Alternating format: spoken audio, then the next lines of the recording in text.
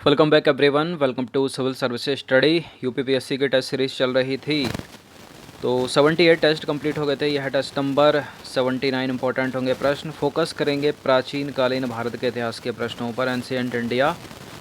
तो चलिए स्टार्ट करते हैं। सारे के सारे इंपॉर्टेंट है ये प्रश्न। इस पूरी की पूरी टेस्ट सीरीज़ की प्लेलिस्ट बना रखी है, वहाँ पर आप टेस्ट नंबर 1 से लेकर टेस्ट नंबर 79 तक पहुँच सकते हो। तो जब ये टेस्ट रिकॉर्ड किया जा रहा है, आज है 9 जून 2020। क्वेश्चन नंबर 1 है, निम्नलिखित कथनों पर विचार करें। दो स्टेटमेंट है, यहाँ पर बताना है कि इनमें से कौन सा करेक्ट होगा। पहला स्टेटमेंट, अजंता गुफा चित्रकला में भित्ति और फ्रेस्को दोनों प्रकार के चित्र बने हैं और इनमें टेम्पेरा शैली का प्रयोग किया गया है। टोटल कितनी गुफाएं हैं अजंता में? 29 गुफाएं हैं। कितनी हैं? 29। ये करेक्ट है दोनों के दोनों स्टेटमेंट। सी है इसका उत्तर। तो देखिए, अजंता गुफा 29 गुफाओं का समूह है। कितनी? 29 गुफाएं हैं। इन गुफाओं की दीवारों पर भित्ति और फ्रेस्को दोनों प्रकार के चित्र बने हैं। इनमें टेम्पेरा शैली का जो है प्रयोग किया गया है और इन चित्रों में पशु पक्षियों, जातक कथाओं से लेकर बुद्ध के जीवन, महिला आकृति का अद्वितीय केश विन्यास तथा वनस्पतियों आदि का चित्र का समावेश किया गया है। ठीक है। क्वेश्चन नंबर 2 पर आ जाइए। निम्नलिखित में निहाल चंद्र किस शैली के प्रमुख चित्रकार माने? यूपीएससी सिविल सेवा कर चुकी है हाल ही के वर्षों में। निहाल चंद्र किस शैली के प्रमुख चित्रकार माने जाते हैं? पहाड़ नहीं है ये, बूंदी चित्रकला शैली के भी नहीं है ये, मारवाड़ी शैली के भी नहीं, किशनगढ़ शैली। इसका आंसर है option number D, art and culture है ये। तो देखिए, निहाल चंद्र किस माने जाते हैं? बनी ठनी चित्रकला किशनगढ़ शैली की विषय वस्तु है और इस चित्रकला में सावंत सिंह नाम का एक व्यक्ति है और उनकी प्रेमिका का नाम है वणी ठणी। इनकी किंवदंतियों तथा उनके जीवन और मिथक आदि की घटनाओं को इसमें जो है दिखाया गया है। क्वेश्चन नंबर 3 पर आ जाइए। निम्नलिखित में से कौन सी यूनेस्को के विश्व विरासत स्थलों में शामिल नहीं है? इनमें से कौन सी साइट है भारत की ये जो वर्ल्ड हेरिटेज साइट में नहीं है यूनेस्को की? देखिए, कल्चरल, नेचुरल दो प्रकार के शामिल होते हैं इसमें और प्रश्न ये भी पूछा जाता है कि नेचुरल कल्चरल दो है, मतलब जो दोनों है वो कौन सा है? तो कंचनजंगा नेशनल पार्क है, सांस्कृतिक और प्राकृतिक दोनों है वो। तो महाबलीपुरम का मंदिर तो है यूनेस्को की धरोहर में, महाबोधि टेम्पल भी है यूनेस्को की धरोहर में, ऐरावतेश्वर मंदिर भी है यूनेस्को की धरोहर में। देवगढ़ का दशावतार मंदिर जो है वो यूनेस्को की धरोहर में शामिल नहीं है, डी है, ए है इसका आंसर। तो देवगढ़ का दशावतार मंदिर जो है वो यूनेस्को के विश्व विरासत स्थलों में शामिल नहीं है। ये है कहाँ पर, किस स्टेट में है देवगढ़ का दशावतार मंदिर? जितने भी विद्यार्थी उत्तर प्रदेश वाले हैं वो तो बताइए कम से कम कहाँ पर है। निम्नलिखित कथनों पर विचार करना है। क्वेश्चन नंबर 4 है। पहला स्टेटमेंट है, ऋग्वैदिक काल में समुद्र के देवता सोम माने जाते थे और ऋग्वैदिक काल में वायु के देवता वरुण माने जाते थे। बताइए कौन सा करेक्ट है? ऋग्वैदिक काल में देखिए वायु के देवता वरुण नहीं है, मारुत हैं। मारुत कौन है? मारुत। और समुद्र के देवता कौन है? समुद्र के देवता वरुण है। और सोम क्या है फिर? वनस्पतियों के देवता हैं सोम। तो इनकरेक्ट है ना ये, तो दोनों के दोनों डी होना चाहिए फिर इसका आंसर।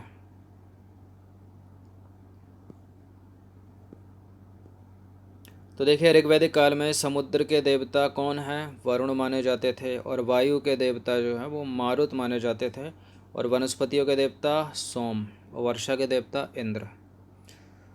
क्वेश्चन नंबर 5 पर आ जाइए। निम्नलिखित कथनों पर विचार करना। दो स्टेटमेंट है, यहाँ पर बताने के इनमें से कौन सा करेक्ट होगा। कैलाश पर्वत को हिलाते हुए रावण की मूर्ति अजंता के कैलाश मंदिर में स्थित है। गंगा का उद्भव एवं विवरण की मूर्ति महाबलीपुरम में स्थित है। ये सेकंड वाला करेक्ट है। गंगा का उद्भव और विवरण दिखाया गया है महाबलीपुरम की मूर्ति में और कैलाश पर्वत को हिलाते हुए रावण की मूर्ति अजंता के कैलाश मंदिर में स्थित नहीं है। गलत है ये वाला, एलोरा में स्थित है। तो इसका आंसर हो जाएगा ऑप्शन नंबर बी। तो देखिए, कैलाश पर्वत को हिलाते हुए रावण की मूर्ति एलोरा के कैलाश मंदिर में स्थित है, अजंता के में नहीं। और गंगा का उद्भव एवं विवरण महाबलीपुरम में पल्लव शासकों के दौरान पुष्पित मूर्ति कला में दिखाया गया है। क्वेश्चन नंबर 6 पर आ जाइए। निम्नलिखित कथनों पर विचार करना है। पहला स्टेटमेंट है, विजयनगर काल को तेलुगु साहित्य का स्वर्ण युग माना जाता है और कृष्णदेवराय की रचना अमुक्त मालयाद तेलुगु साहित्य में उत्कृष्ट प्रबंध रचना मानी जाती है। कौन सा करेक्ट है इसमें? क्या केवल पहला, क्या केवल दूसरा, या फिर दोनों करेक्ट हैं या दोनों इनकरेक्ट हैं? ये दोनों के दोनों करेक्ट हैं। विजयनगर काल को तेलुगु साहित्य का स्वर्ण काल माना जाता है। क्वेश्चन नंबर 7 पर आ जाइए। अष्टदिग्गज के रूप में प्रख्यात 8 महान साहित्यकार तमिल भाषा से संबंधित थे। पहला स्टेटमेंट है। दूसरा स्टेटमेंट है अल्लसन्नी पेडुना को आंध्र कविता का पितामह कहा जाता है। देखिए करेक्ट है सेकंड वाला स्टेटमेंट, अल्लसन्नी पेडुना को आंध्र कविता का पितामह कहा जाता है। जो अष्टदिग्गज थे ना, अष्टदिग्गज नाम से जो 8 महान साहित्यकार थे वो तमिल नहीं बल्कि तेलुगु भाषा से संबंधित थे। केवल 2 करेक्ट हो जाएगा यहाँ पर। तो अष्टदिग्गज के रूप में 8 महान विख्यात साहित्यकार जो हैं वो तेलुगु भाषा से संबंध रखते थे। और अल्लसन्नी पेडुला को आंध्र कविता के पितामह के नाम से जाना जाता है। क्वेश्चन नंबर 8 पर आ जाइए। खजुराहो में प्रसिद्ध लक्ष्मण मंदिर का निर्माण निम्नलिखित में से किसने करवाया? देखिए मध्य प्रदेश की धरोहर है खजुराहो के मंदिर, यूनेस्को की वर्ल्ड हेरिटेज साइट है। चंदेलों ने बनवाए हैं। किसने? चंदेलों ने। तो खजुराहो के प्रसिद्ध लक्ष्मण मंदिर एवं कंदरिया महादेव का जो मंदिर है उसका निर्माण चंदेल शासकों द्वारा कराया गया था। मोस्ट इम्पॉर्टेंट है ये, वह तो पूछते हैं इनको। क्वेश्चन नंबर 9 है। निम्नलिखित कथनों पर विचार करना है। 2 स्टेटमेंट है यहाँ पर, बताना कि इनमें से कौन सा करेक्ट होगा। मोढेरा के सूर्य मंदिर का निर्माण चालुक्य शासक जयसिंह द्वारा करवाया गया था और प्रसिद्ध जैन विद्वान हेमचंद्र को चालुक्य शासक भीम प्रथम ने आश्रय या प्रश्रय दिया था। देखिए दोनों के दोनों जो हैं गलत हैं। प्रसिद्ध जैन विद्वान हेमचंद्र को चालुक्य शासक भीम प्रथम ने नहीं बल्कि जयसिंह ने आश्रय दिया था। और मोढेरा के सूर्य मंदिर का निर्माण चालुक्य शासक भीम प्रथम ने करवाया था। इंटरचेंज करोगे तो दोनों करेक्ट होंगे, वरना इनकरेक्ट हैं। फिलहाल तो डी है इसका उत्तर। तो मोढेरा के सूर्य मंदिर का निर्माण चालुक्य शासक भीम प्रथम द्वारा करवाया गया था और प्रसिद्ध जैन विद्वान हेमचंद्र को चालुक्य शासक जयसिंह सिद्धराज ने अपने दरबार में आश्रय दिया था या प्रश्रय दिया था। चालुक्य शासक जयसिंह सिद्धराज शिव भक्त था और इसने सिद्धपुर में रुद्र महाकाल मंदिर बनवाया। अब आ जाइए क्वेश्चन नंबर 10 है। पंचायतन या जगमोहन या स्तूपिका का संबंध निम्नलिखित में से किससे है? क्या है ये? आहत मुद्राएं हैं, मंदिर स्थापत्य कला शैली है, गुप्तकालीन टैक्स है, या फिर चोलकालीन टैक्स है क्या ये? देखिए मेरी टेस्ट सीरीज़ आपने फॉलो की होगी तो ये पंचायतन का नाम आपने सुना होगा। पंचायतन जो है एक शैली है मंदिरों की, तो मंदिर स्थापत्य कला से संबंध है इसका। जगमोहन भी, स्तूपिका भी है इसका आंसर।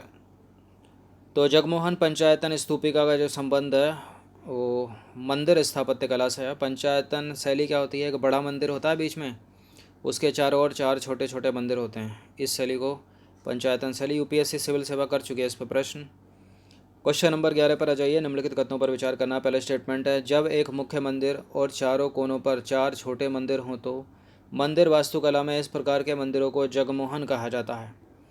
देखिए जगमोहन नहीं कहा जाता, पंचायतन कहा जाता है, अभी तो बताया था।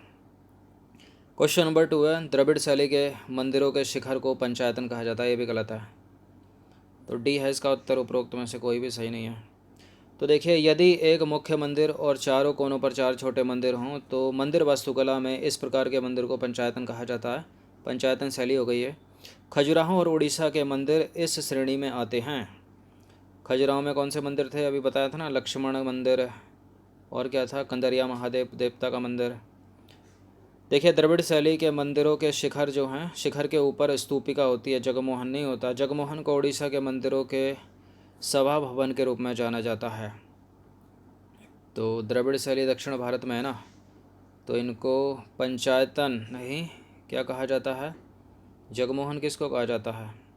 जगमोहन कहा जाता है उड़ीसा के मंदिरों के सभा भवन, और द्रविड़ शैली के मंदिरों के शिखर को स्तूपिका है। और पंचायतन क्या? एक भव्य मंदिर बीच में, मुख्य मंदिर बीच में, 4 छोटे छोटे मंदिर उसके चारों तरफ, जैसे खजुराहो के मंदिर।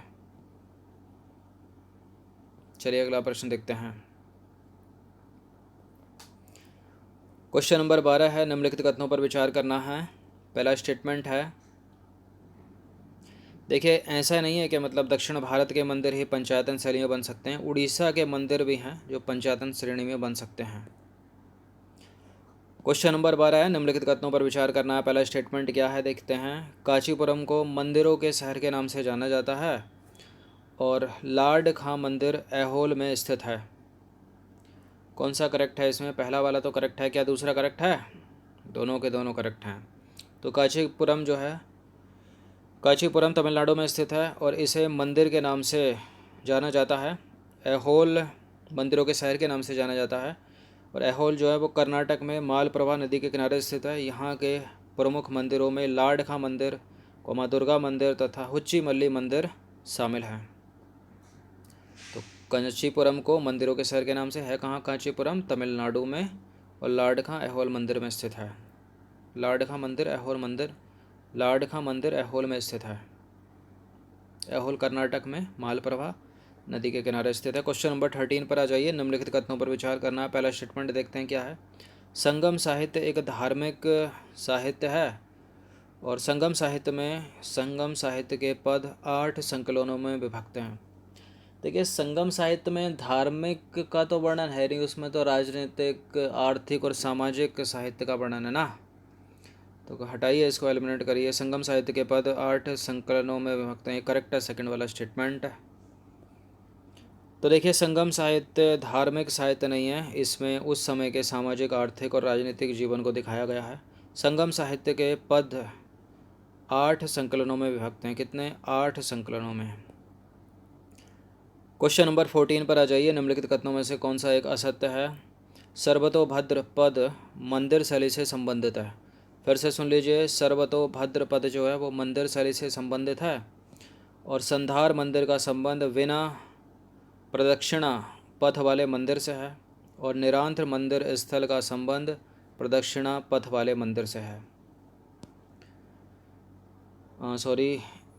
ये बिना प्रदक्षिणा पथ वाले मंदिर से है और इसका निरांतर मंदिर स्थल का संबंध है वो प्रदक्षिणा पथ वाले मंदिर से है। ये करेक्ट है, ये करेक्ट है, सी करेक्ट है और बी करेक्ट है, ए करेक्ट है। सर्वतोभद्र पद मंदिर शैली से संबंध रखता है। तो सारे के सारे करेक्ट हैं, डी है इसका उत्तर। उपरोक्त सभी कथन सही हैं, गलत तो कोई है नहीं, गलत ढूंढना था ना यहाँ पर। तो सारे करेक्ट हैं। क्वेश्चन नंबर 15 पर आ जाइए। यक्ष और यक्षिणी की पूजा हिंदू, जैन और बौद्ध तीनों धर्मों में की जाती है। भारत की कुछ जनजाति प्रथाओं में भी यक्ष और यक्षिणी को स्थानीय देवता के रूप में पूजा जाता है।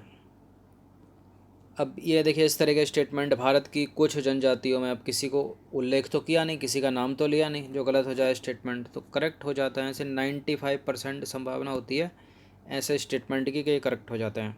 यक्ष और यक्षिणी की पूजा हिंदू, जैन, बौद्ध तीनों धर्मों में की जाती है। करेक्ट है ये वाला भी। तो दोनों के दोनों करेक्ट हैं, सी है इसका आंसर, 1 और 2 दोनों।